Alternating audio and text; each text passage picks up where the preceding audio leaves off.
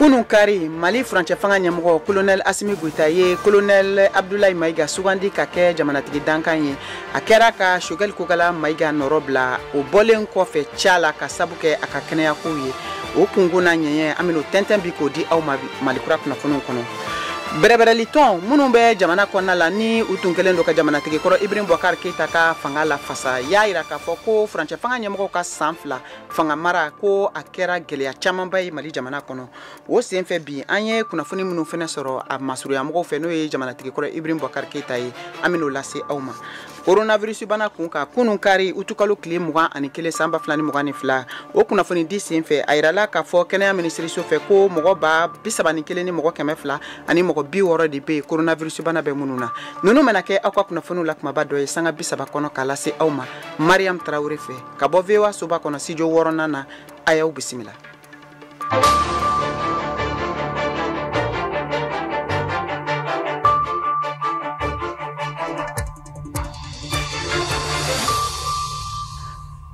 An balimaw an ka foli b'aw ye an b'a lase aw ma k'a fɔ aw bɛ ka VOA Banbara ka Malikura kunnafoniw lamɛn a ka radio fiɲɛ siraw ni bɔlɔlɔ siraw bɛɛ lajɛlen fɛ Bamakɔ ani a lamini na bi o ye ntɛnɛn ye utukalo tile 22 san 2022 o senfɛ an b'a lase aw ma k'a fɔ ko nɛgɛ ɲɛ 17 tana gosira Bamakɔ n'a lamini na o waati kelen bɛ bɛn tile nɛgɛ ɲɛ 13 ma Ameriki jamana faaba kɔnɔ yan Washington DC aw bɛ ka VOA ka kunnafoniw lamɛn a y'aw bisimila ko kura Mariam Traoré fɛ.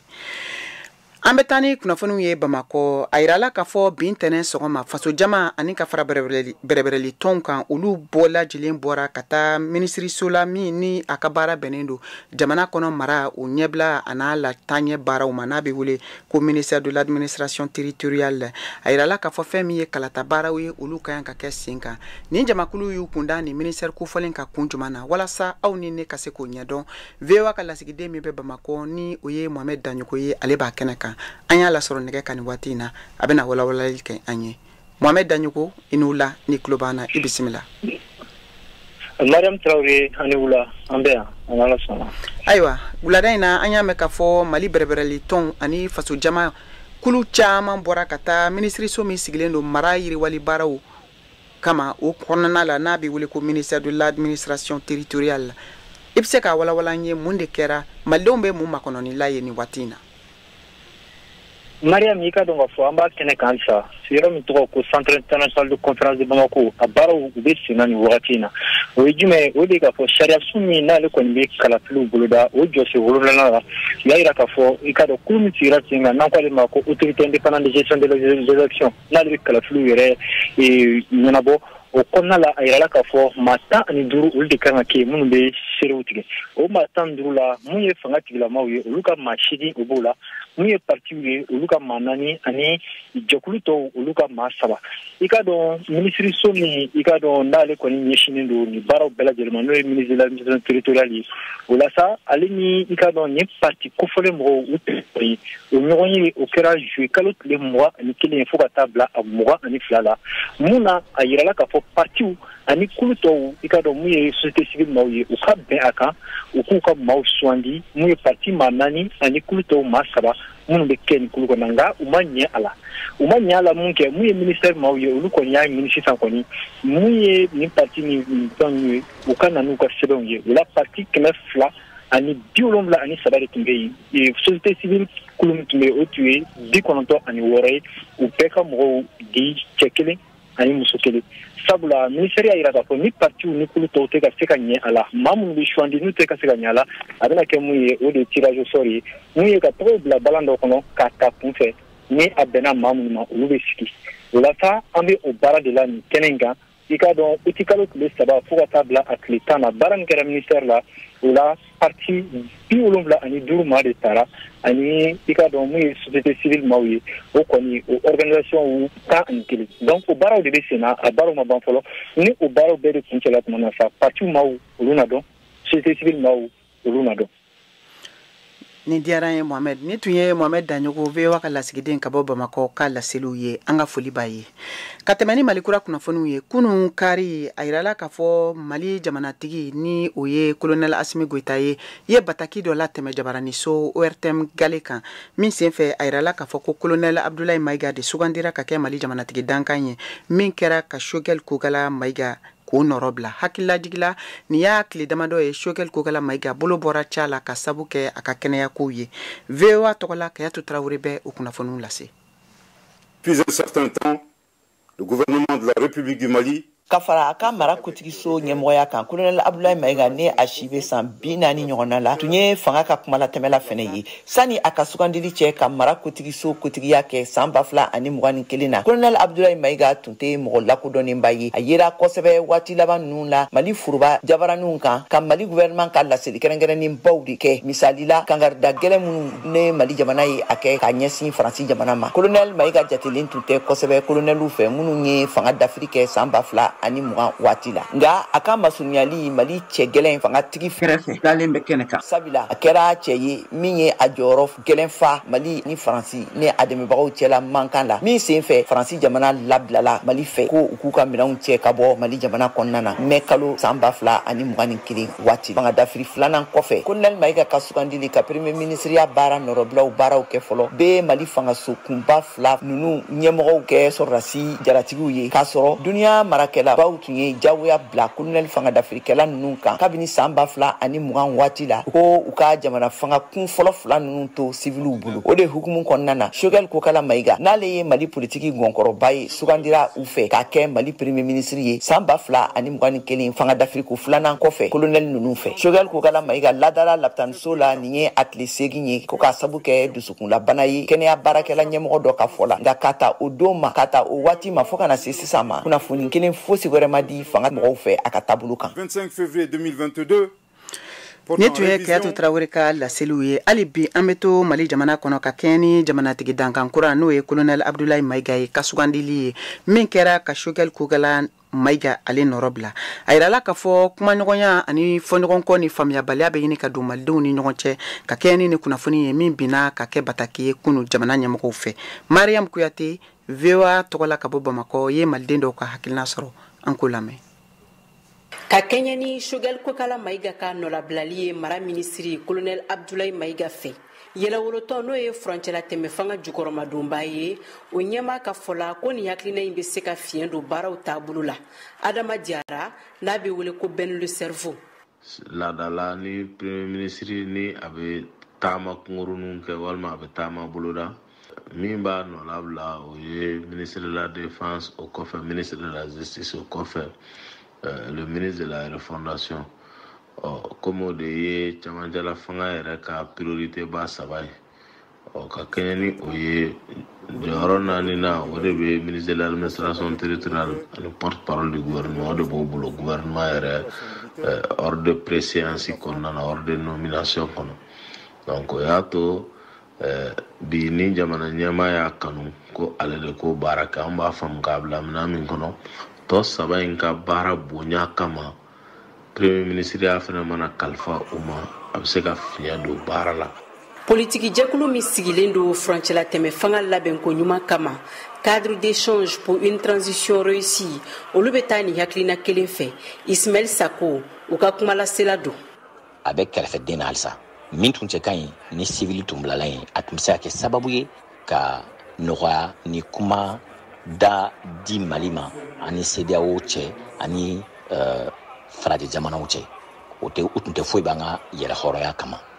o tun tɛ foyi bɔ an ka souveraineté kama ni a tun dira civil ma mais n'a dira sɔrɔdasiw ma dɔw bɛ se ka miiri k'a fɔ ko ala ko tiɲɛ Mali fanga kɛra sɔrɔdasi fanga ye o tun bɛ se ka la kɔlɔlɔ lase jamana ma kɔlɔlɔ min na tɛ fɔ da la mais mɔgɔ tun bɛ jamana minɛ n'a ye mais ni ala mana min kɛ an b'a fɔ o ka ɲi an bɛ dugawu kɛ ala ka gadi jamana ma M5 RFP n'o ye Choguel Kokala Maiga yɛrɛ ka tɔn ye ale ka maaw y'a jira k'a fɔ ko nin hakilina in tala bɛnkan kɔnɔ ka d'a kan ko colonel Abdoulaye Maiga ka dɔnniya ka bon jamana marabolo la bɛn fana bɛ se ka na ni fɛn dɔ ye min bɛ wele ko prérogative du président donc président ni ministre bɛ bɛn a la bon an ka karisa bila yen o de bɛ se ka baara kɛ bɛɛ b'a dɔn Bibina Maïga est administrateur et puisque Premier ministre de l'administration de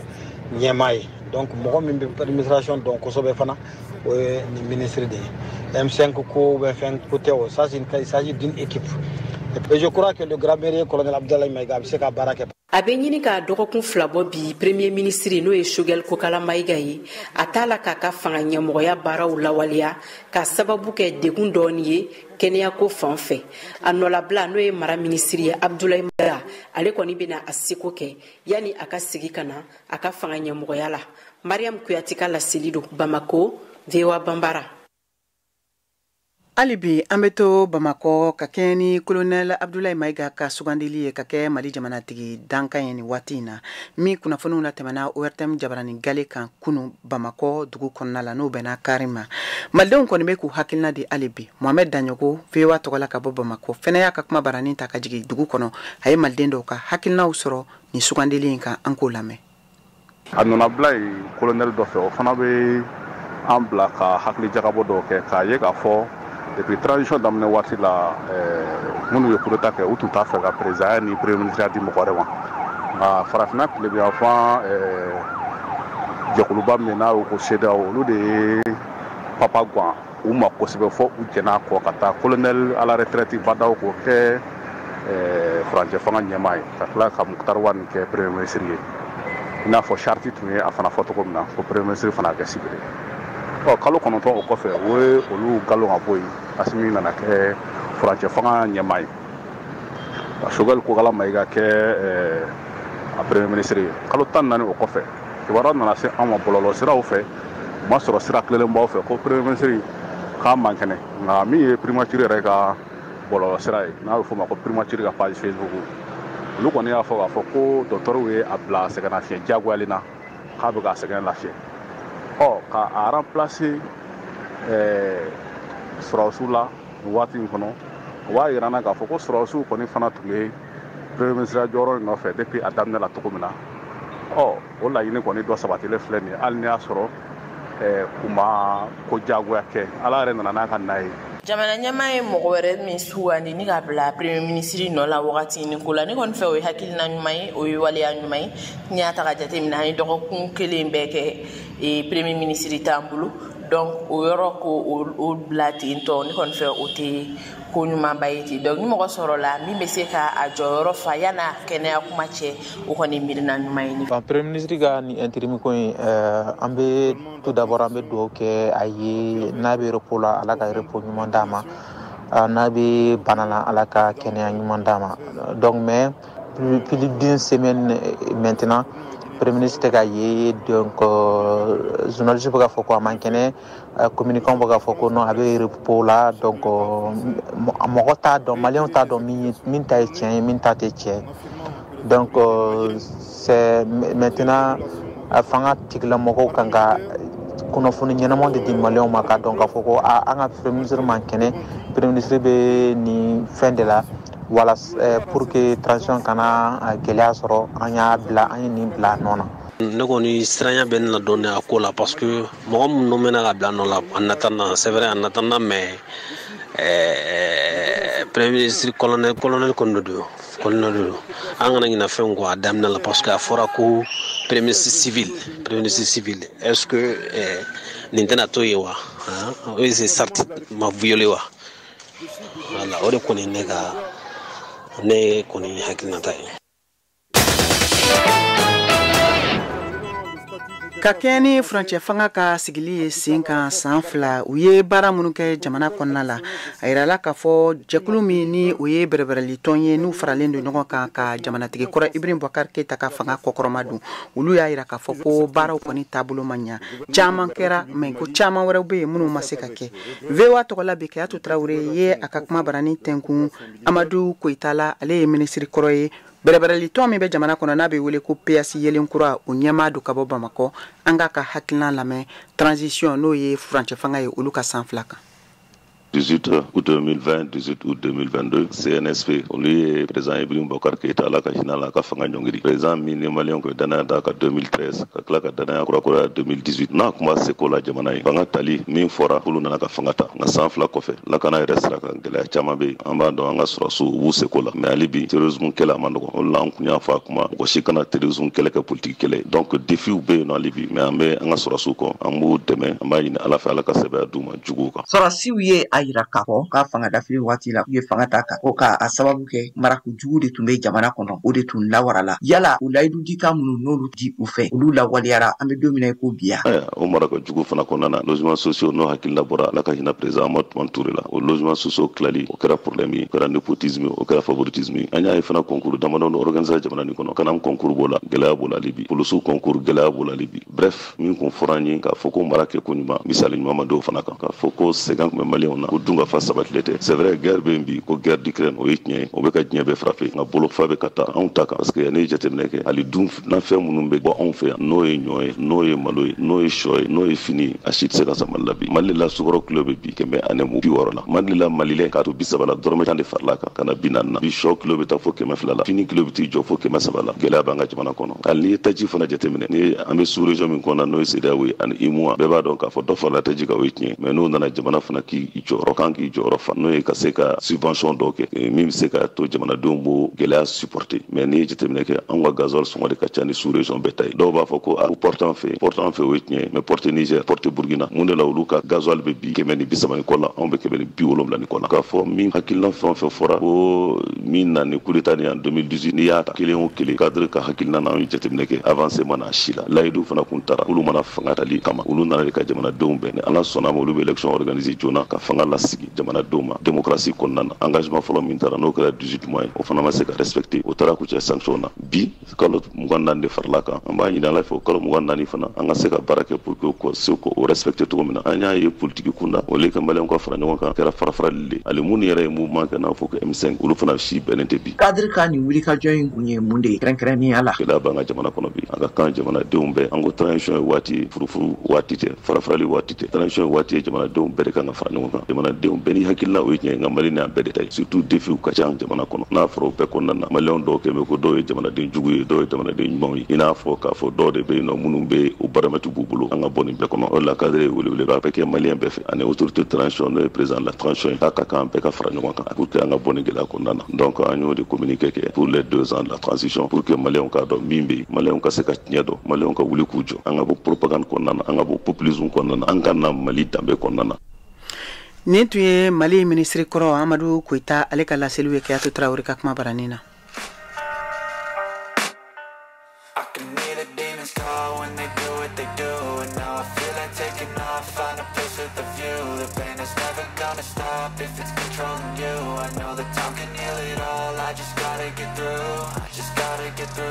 I just gotta get through, cause I feel like taking off, find a place with a view. The pain is never gonna stop if it's controlling you. I know that time can heal it all, I just gotta get through. Sometimes I feel like all is lost, but I know it's not true. I wanna put up all my walls, cause I'm not in the mood. But then I cut myself off from the rest of the room. I know that time can heal it all, if you're patient.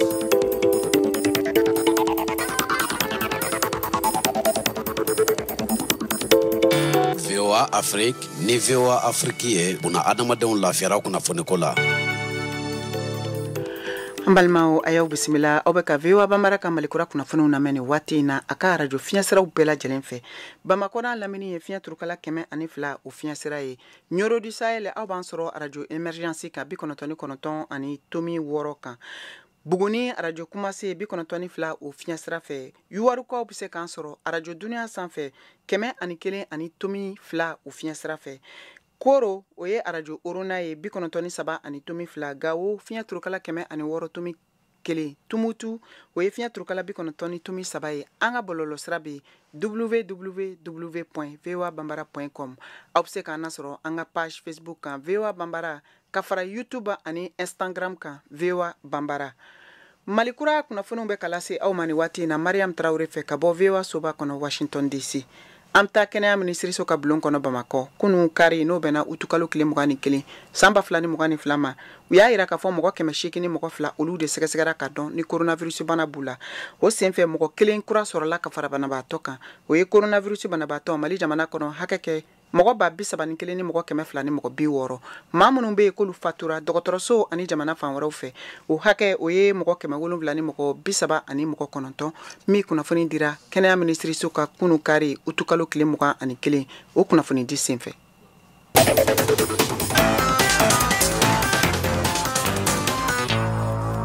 ka tɛmɛ ni Malikura kunnafoniw ye ni waati na an taa ni kunnafoniw ye farafina gun kan an taa Guinée Conakry kaw fɛ u ka jamana furancɛ fanga ɲɛmɔgɔ min ye Mamadu Dumbuya ye colonel Mamadu Dumbuya ye laseliw kɛ min tɛmɛna bataki dɔw fɛ sibiridon k'a fɔ ko Bernard Gomu ale sugandira ka bila Mohamed Biagovi nɔ la min tun bilala jamanatigi dankanya la kabiri juillet kalo waati u kɛlen kɔfɛ ka jamanatigi kɔrɔ Alpha Condé ka fanga daraki ka bɔ a bolo a y'a yira k'a fɔ hakililajigila fɛn min ye Bernard Gomu ye tɛ mɔgɔ kura ye fanga ta ani politiki fanfɛyɔrɔw la ka da ka ko fɛn min ye ministriso ye min tun bɛ sɔrɔ yiriwali baaraw kunna u ka jamana kɔnɔ a bilala u ɲɛmɔgɔya la san 2021 wa Biagovi fɛn min ye a ka kɛnɛya ko ye nin waati in na ko o sabatilen tɛ ka tɛmɛ ni kunnafoniw ye hali bi laginɛkaw fɛ nasira wɛrɛ fɛ a lasera k'a fɔ k'u ka ministri kɔrɔ min bɛ wele ko Lonseni Kamara ale fatura sibiridon min kunnafoni la tɛmɛna jamana kɔnɔna la u fɛ k'a to kaso la min kɛra a minɛlen kɔfɛ u ka jamanatigi kɔrɔ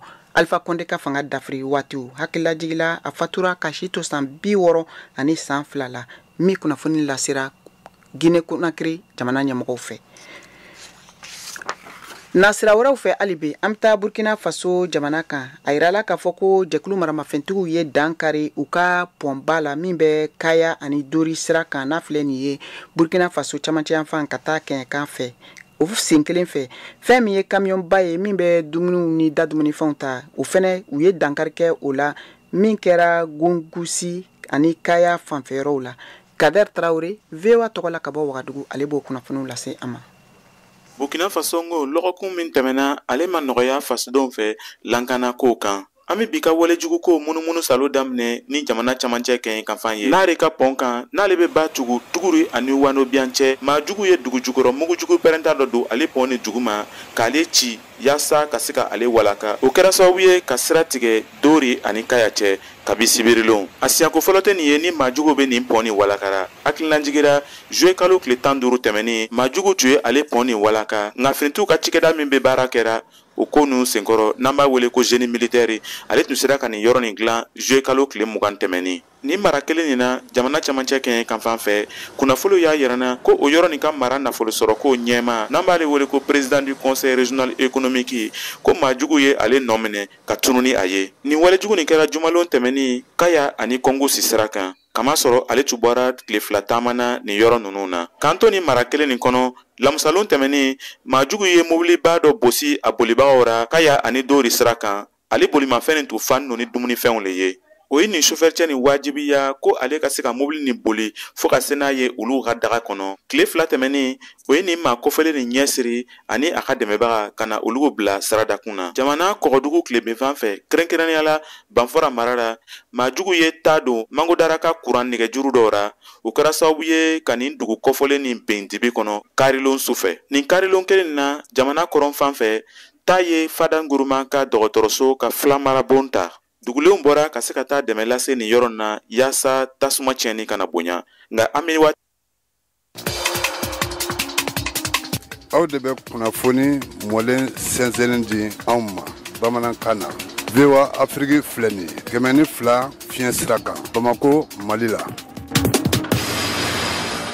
an bɛ taa Senegalikaw fɛ yen sugu belebele dɔ bɛ u ka faba kɔnɔ Dakar min bɛ wele ko marché Lurus n'u ka baara fanba bɛnnen don musow ka masirifɛnw ma n'o ye sanu ani warijɛw fagalen ye k'a kɛ masirifɛnw ye ni k'a feere a yirala k'a fɔ nin sanuko fɔlen ninnu a n'a warijɛ fanba bɛɛ lajɛlen bɛ bɔ u ka marabolo la min bɛ wele ko Kédougou hali ni k'a sɔrɔ gɛlɛya bɛ a sɔrɔli a n'a feereli la VOA ka lasigiden Nama Jara ka bɔ Dakar ale wulila ka don nin sugu kɔnɔ a ye kumakan dɔw sɔrɔ ye min bɛ tali kɛ a baarakɛlaw ka gɛlɛyaw an'u ka sɔrɔ nasiraw kan an k'o lamɛn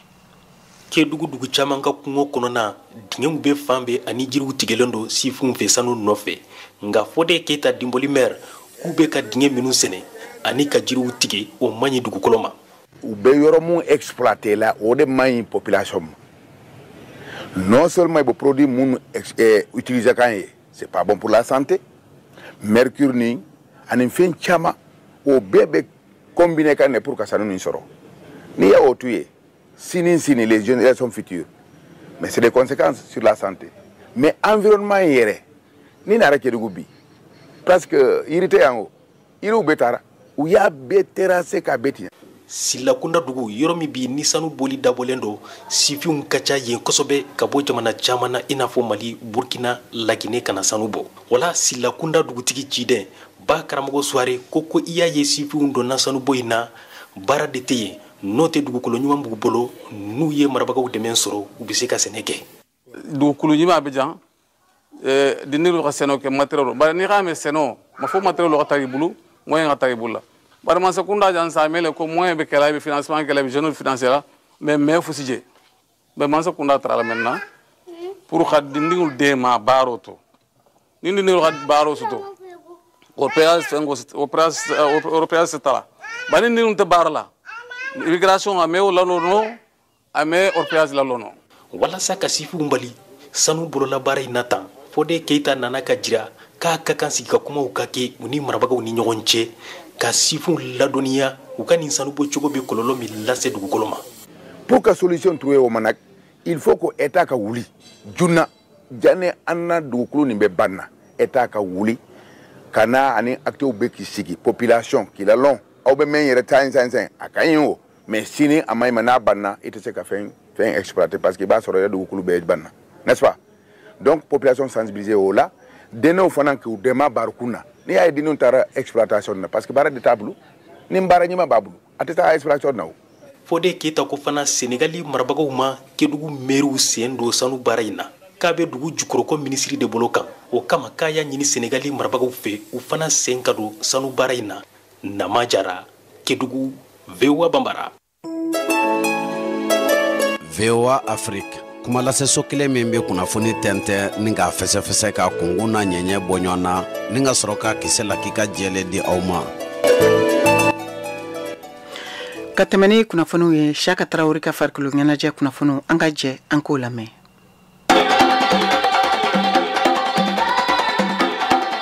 An kumana kickboxing de kan bi ɲɔgɔndan belebele tun bɛ yen kunu kari utikalo tile 21 san 2022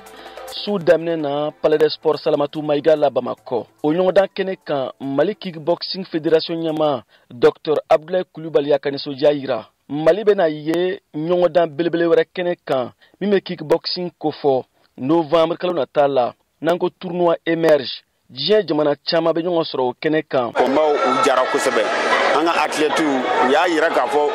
mun fɔr'u ye u y'a dɔn mun fɔr'u ye u y'o appliqué combat fila tun bɛ yen o tun ye combat internationaux ye Mali ani Côte d'Ivoire o jouera donc Maliens gagnera donc Maliens fila bɛɛ gagnera Ivoiriens perdra tournoi émergie mɔgɔ minnu kan ka taa Mali jɔyɔrɔ fa fana o fana donna u su in na Mali combattants niveau ɲɛnama b'u la o bɛ se k'an jigi fa. Mali kickboxing kɛla Zan Marikoma ka nisɔndiya dogo ale ye se sɔrɔ Côte d'Ivoire ka den Léo Christ Jean-Kevin Kan. Ma balna parce que je l'ai bien préparé. Ouais, maintenant plus d'un mois, je suis en train de préparer ce combat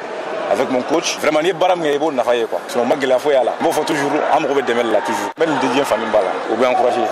Mon addition fait ta dion non. Oui tout voilà. Mali kickboxing kela Abdoulaye Jassana fana ye se sɔrɔ Côte d'Ivoire ka den Kureshi Mohamed Sidi Kan. Côte d'Ivoire ka den Kureshi Mohamed Sidi y'a yira ko ale fari ma faga. Baara de y'a to ni Maliden Abdoulaye Jassana ye se sɔrɔ ale kan. Je suis venu au nom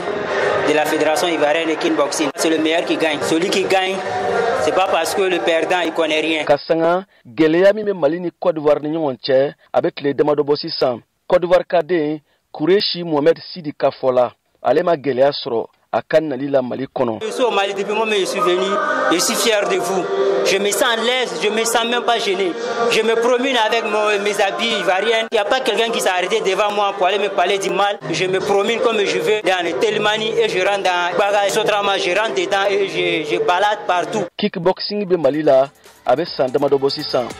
VOA Bambara tɔgɔ la Bamako. Siaka Traoré ka laseli don.